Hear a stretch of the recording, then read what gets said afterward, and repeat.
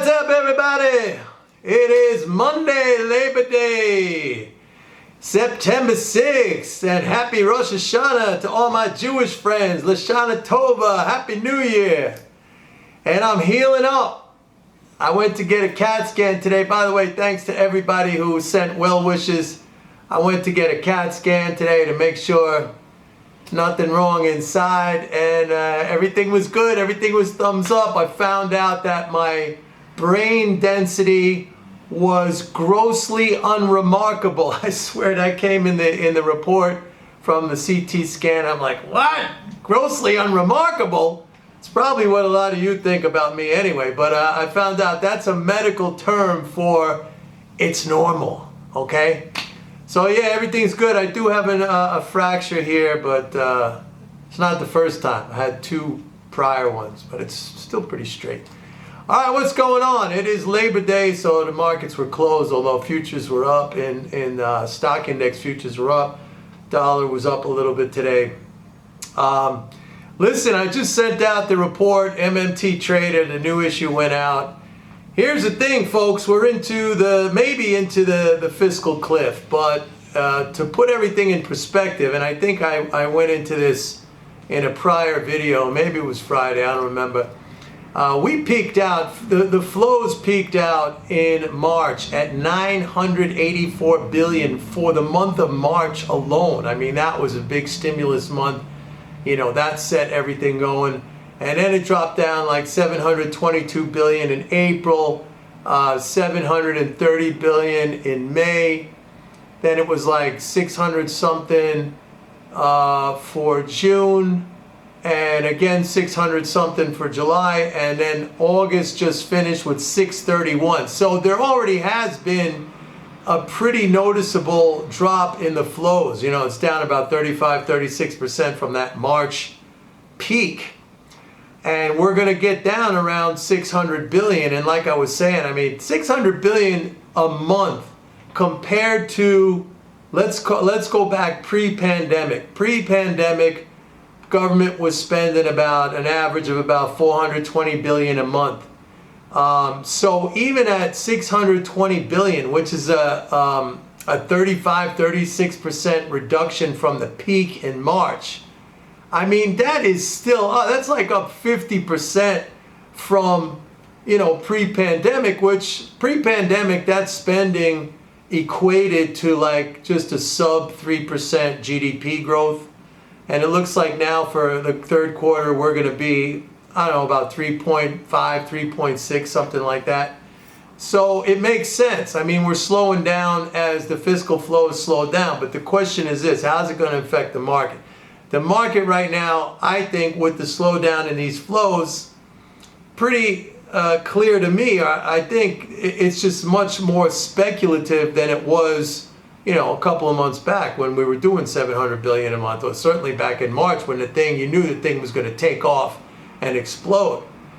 But 600 billion is still a massive number by historical perspective. I mean, there's no two ways about it. I mean, that is a huge number, and it's probably going to be enough. But I think what we will see is some lower guidance, maybe more companies not hitting their numbers when the next earnings, you know, season comes around.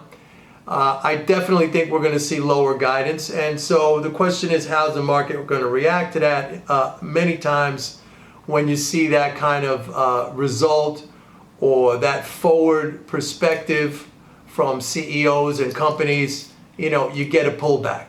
That's the other thing I should say. When the government was running at 420 billion a month, you know, in 2018, 2019, we had more frequent corrections. I mean, they were happening on a regular basis.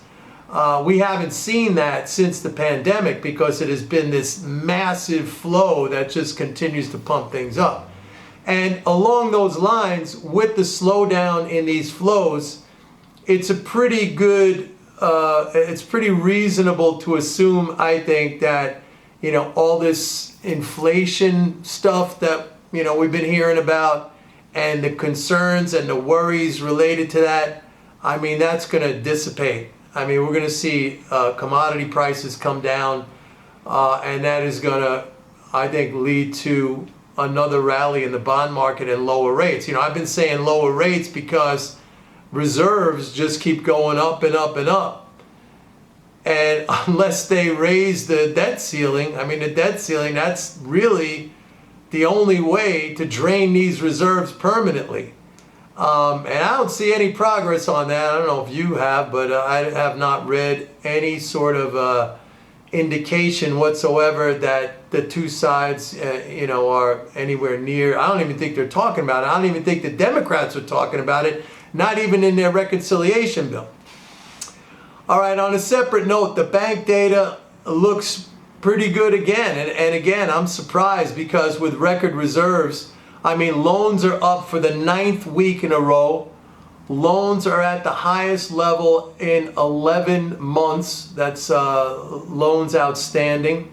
So that is impressive. I've been talking about that because I think it really is a testament to the bank's balance sheets right now. In spite of the fact that, they're getting these reserves dumped on them, these reserve assets week after week after week, they're still able to increase their lending. And that is, I think that reflects just really, really strong capital position right now. So, the banks are looking good. And, along the same lines, if we do get a debt ceiling increase or a suspension and they start to drain out those reserves, we're going to have, I think we're going to have a major new credit cycle.